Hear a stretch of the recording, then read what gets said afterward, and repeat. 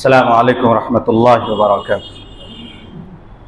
الحمد للہ کفا وسلام علی عبادہ الذین اصطفى، اما بعد فاعوذ باللہ من الشیطان الرجیم، بسم اللہ الرحمن الرحیم۔ ان مع العسر یسرا فإن مع العسر یسرا فإذا فرغت فانصب وإلی ربک فارغب۔ صدق اللہ العظیم۔ میرے محترم بزرگوں اور دوستو، جیسا کہ آپ سب کو معلوم ہے کہ کل 15 اگست ہے، اور اس سے گزشتہ ہفتہ بھی ہم نے یوم آزادی کے عنوان پر کچھ تاریخی روشنی ڈالنے کی کوشش کی تھی۔ آج بھی اسی کی ایک اہم کڑی آپ کے سامنے پیش کروں گا۔ یہ ہم سب کے لیے بہت ضروری ہے کہ ہم جنگ آزادی کی تاریخ کو جانیں اور بتائیں، کیونکہ آج جو قومیں غلامیت کی زندگی گزار رہی ہے وہی جانتی ہے کہ آزادی کتنی بڑی نعمت ہے۔ جو شخص ان گھٹاٹوپ اندھیروں میں، ظلمت اور تاریکیوں میں، جیلوں کی سلاخوں میں اپنی زندگی کو گزار رہے ہیں، وہ لوگ اس چیز کو سب سے زیادہ سمجھتے ہیں کہ آزادی کتنی بڑی نعمت ہے۔ تو انسان کو اللہ تبارک و تعالیٰ نے آزاد پیدا فرمایا ہے، اور اسے آزادی بہت عزیز ہے۔ آپ کو معلوم ہوگا کہ ہمارا ملک بھی بہت خوبصورت تھا اور یہ ملک آزاد تھا، لیکن انگریز نے اس پر قبضہ کیا اور پورے ملک پر قابض ہوتے چلے گئے اور خون کی ندیاں بہا دی۔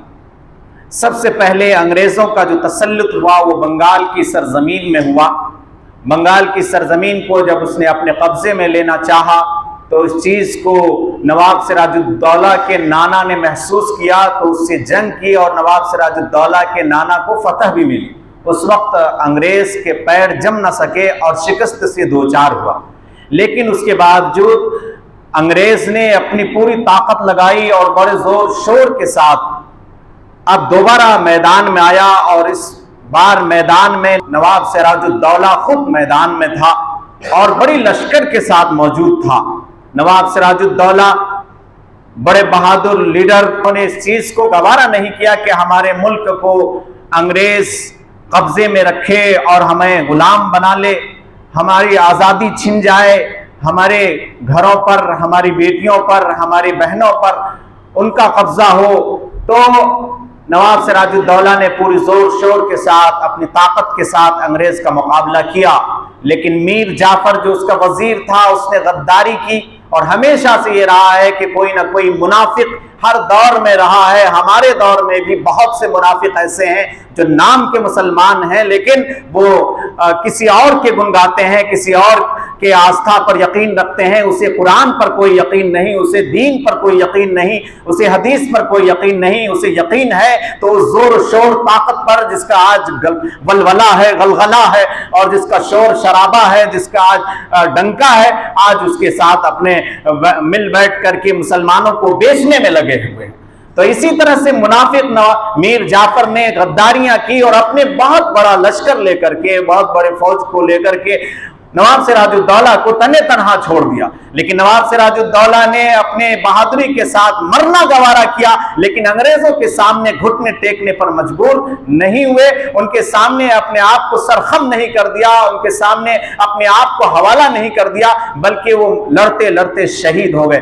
کہنا یہ چاہتا ہوں کہ انگریز سے سب سے پہلے جو مقابلہ ہوا وہ کوئی اور نہیں، مسلمان ہی تھے۔ اب اس کے بعد جب نواب سراج الدولہ کو شہید کر دیا گیا اور بنگال کی سرزمین کو اس نے اپنے قبضے میں لے لیا، تو اب اس کی نظر تھی میسور کی دھرتی پر ایک شخص جو بہت بڑی طاقت رکھتا تھا، جو دین کے اعتبار سے بہت مضبوط تھا، جن کا نام ٹیپو سلطان رحمت اللہ علیہ تھا۔ وہ شخص ہے کہ جس کی ایک بھی نماز قضا نہیں ہوئی تھی، وہ شخص ہے جس کی ایک بھی نماز قضا نہیں ہوئی۔ بڑے سے بڑے علماء، صوفیاء، بزرگ ہوں گے جن کی نمازیں قضا نہیں ہوں گی، مجھے لگتا نہیں ہے کہ ایسا کوئی ہوگا، لیکن نواب ٹیپو سلطان رحمت اللہ علیہ ایسے شخص تھے جنہیں صاحب ترتیب کہا جاتا ہے۔ صاحب ترتیب اس کو کہتے ہیں مسئلے کے اعتبار سے کہ جن کی نماز 5 وقت کی بالکل بھی نہ چھوٹی ہو، اگر چھوٹ بھی گئی ہے تو اس کی فوراً قضا کر لی ہو، تو کبھی بھی 5 وقت کی نماز نہیں چھوٹی، اس کو کہتے ہیں صاحب ترتیب شخص۔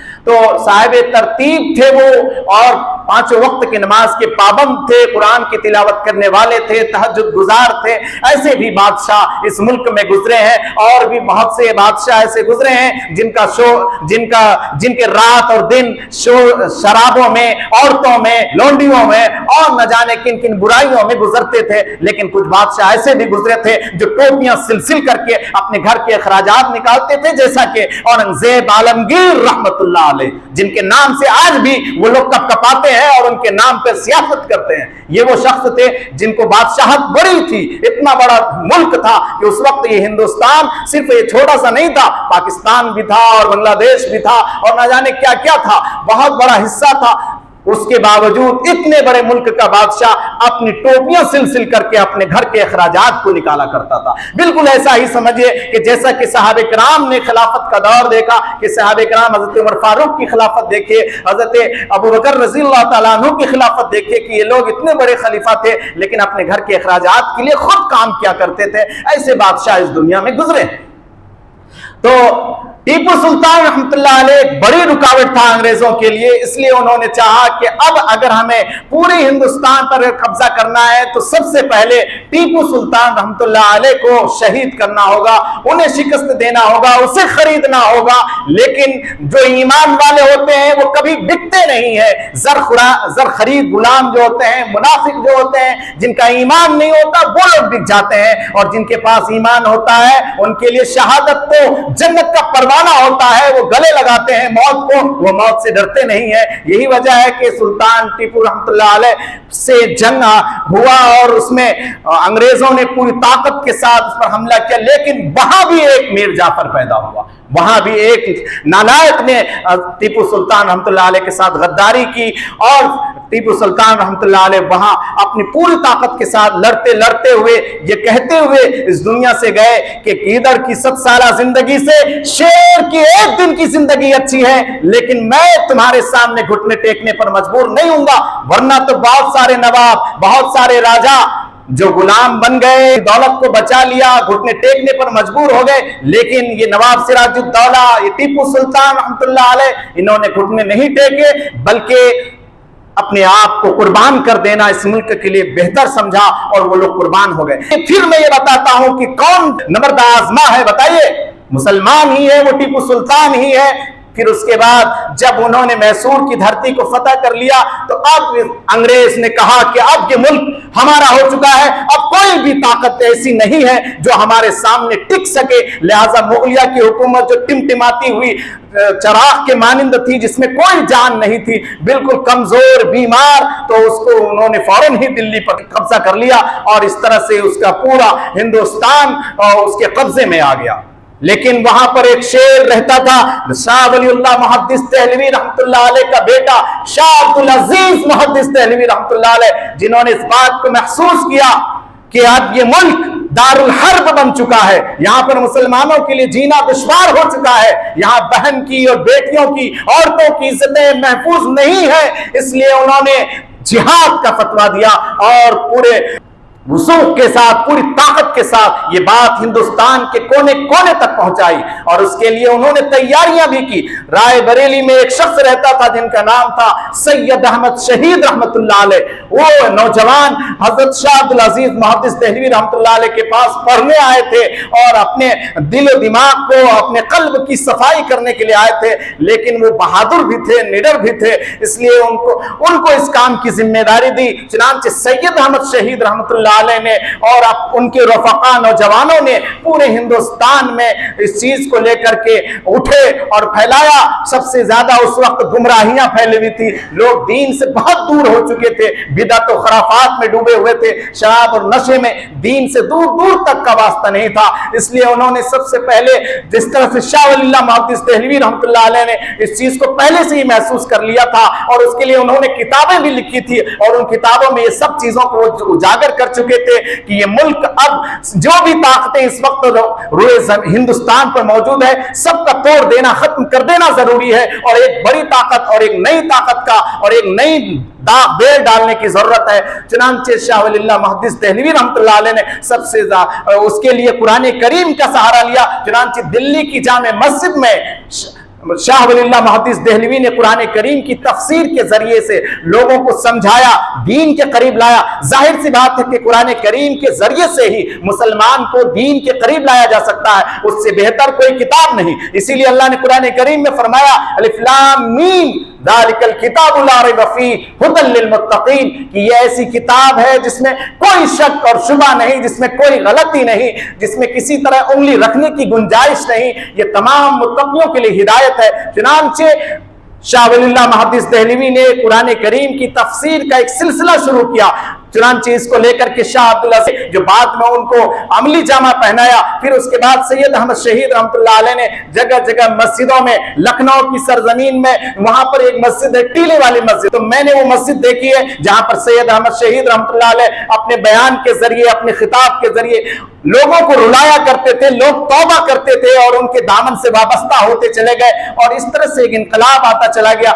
انگریز نے سکھوں کو بھی خرید لیا تھا، اس لیے رنجیت سنگھ جو تھا اس کا بیٹا شیر سنگھ، انہوں نے للکارا، سید اسماعیل شہید رحمۃ اللہ علیہ بالا کوٹ کی پہاڑی پر ان سے لڑے اور ان کو سمجھایا بھی کہ یہ دیش ہمارا بھی ہے، تمہارا بھی ہے، ہم سے کیوں لڑتے ہو؟ چاہیے ہمیں کہ ہم سب ایک ساتھ ہو جائیں اور انگریزوں سے لڑے۔ لیکن وہ چونکہ انگریز کا غلام تھا، انگریز کا زرخرید تھا، انگریزوں کے تلوے چاٹنے والا تھا، تو ان سکھوں نے انہی مسلمانوں کو گاجر مولی کی طرح کاٹا۔ لیکن سید اسماعیل شہید رحمۃ اللہ علیہ نے اپنی ہار نہیں مانی، ان لوگوں سے مقابلہ کیا اور ڈٹ کر مقابلہ کیا۔ سید اسماعیل شہید رحمۃ اللہ علیہ بالا کوٹ کی پہاڑی پر لڑتے لڑتے شہید ہو گئے۔ تاریخ میں لکھا ہے کہ وہاں ایک شخص نے سید اسماعیل شہید رحمۃ اللہ علیہ کو کہا تھا کہ میں تمہیں قتل کروں گا، لیکن حضرت سید اسماعیل شہید رحمۃ اللہ علیہ نے کہا کہ میں انشاءاللہ تجھے ضرور قتل کروں گا اگر میری زندگی رہی۔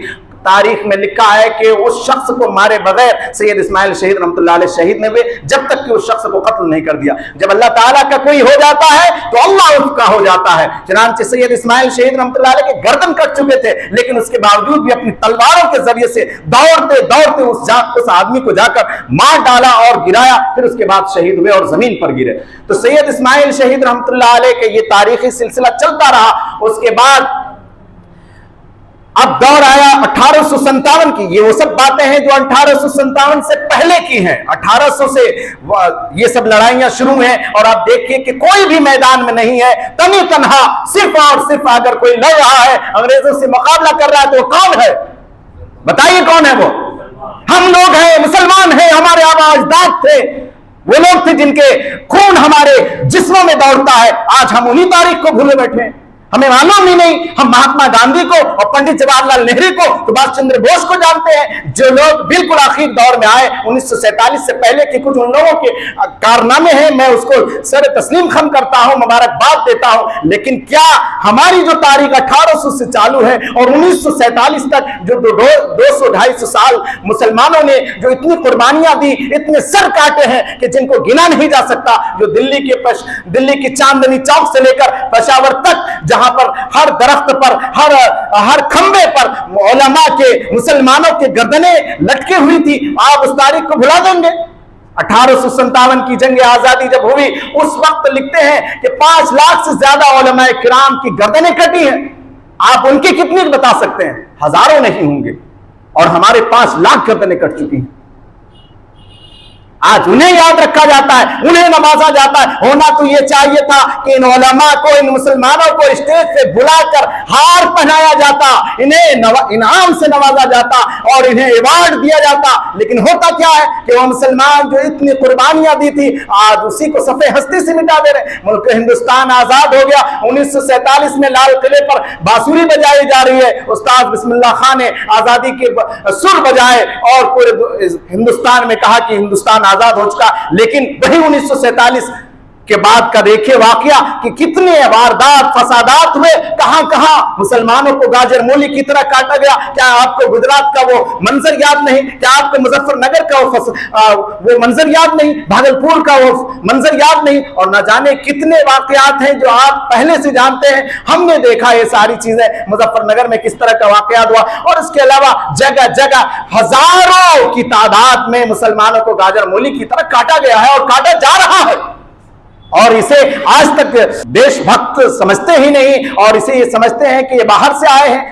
جن کی تاریخ یہ ہے کہ جنہوں نے انگریزوں کے سامنے اپنے سر کو جھکایا نہیں. آزاد کیا ہے وہ شعر کہ اپنی آزادی کو ہم ہرگز مٹا سکتے نہیں, سر کٹا سکتے ہیں لیکن سر جھکا سکتے نہیں. ہم نے صدیوں میں یہ آزادی کی قیمت پائی ہے, سینکڑوں قربانیاں دے کر یہ دولت پائی ہے.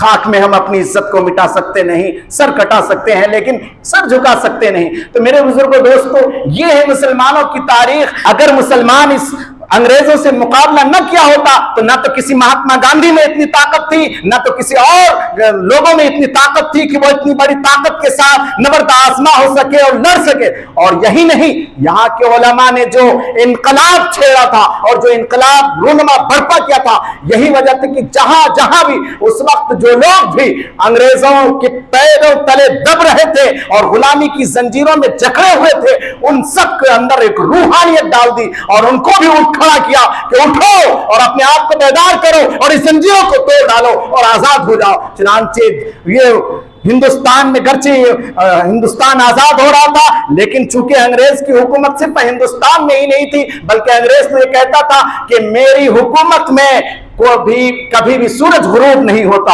سورج غروب نہیں ہوتا کا مطلب یہ ہے کہ جہاں جہاں میری حکومت ہے اگر کہیں سورج غروب ہوتا ہے تو دوسری جگہ میری حکومت ہے جہاں سورج نکلتا بھی ہے.